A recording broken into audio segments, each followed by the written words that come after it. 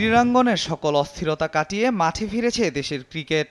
ইতিমধ্যে দেশ ছেড়েছে বাংলাদেশ এ দল পাকিস্তান সফরে। জাতীয় দলও রয়েছে অপেক্ষায় টেস্ট সিরিজ খেলতে দেশটিতে পাড়ি জমাতে। দুদিন হলো মিরপুরের হোম অফ ক্রিকেটে ঘাম জড়াচ্ছেন শান্ত, মুস্তাফিজ, লিটন, মাহমুদুল্লাহ রিয়াদরাও।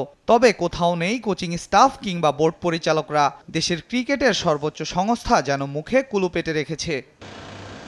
সর্বস্তরের মানুষের দাবি বাংলাদেশ ক্রিকেট বোর্ডে পরিবর্তনের। বিসিবি সংস্কারের ব্যাপক রদবদল আনতে হবে পরিচালক প্যানেলে। সেই দায়িত্বে অবদান রাখতে চান নাজমুল আবেদিন ফাহিম, জানাতে চান রূপরেখা।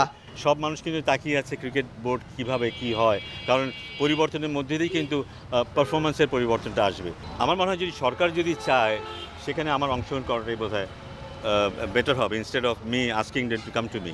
দুর্নীতিগ্রস্ত ও স্বার্থান্বেষী কর্তারা ক্রিকেটের স্বার্থ বিসর্জন দিয়ে বিসিবির বেশ কিছু কর্তা ব্যক্তিরা লুটেছেন ফায়দা। তাই পুনরায় তাদের উপর আস্থা রাখার বিপক্ষে তিনি। টু বি অনেস্ট, এটা আনসার হওয়া উচিত নো।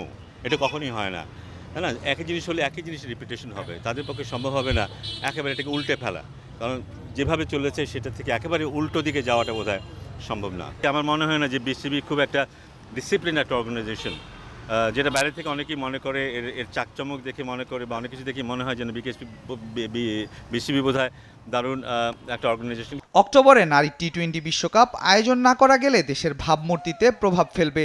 তবে শেষ পর্যন্ত আশা রাখতে চান ফাহিম। আমি মনে করি না যে বাংলাদেশ থেকে মেয়েদের এই ওয়ার্ল্ড কাপটা উঠে যাওয়া উচিত, কারণ এখন যে অবস্থায় বাংলাদেশ আছে এবং সামনের 8-10 দিনের মধ্যে বাংলাদেশ যে জায়গায় যাবে, আমার মনে হয় না কোনো ইস্যুতে ইনক্লুডিং সিকিউরিটি, আমার মনে হয় এখানে বিশ্বকাপ হলে সবাই সেটা দারুণভাবে উপভোগ করবে।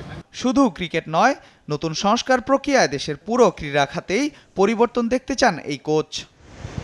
আল মাহমুদ ফাহিম, স্পোর্টস ডেস্ক, দেশ টিভি।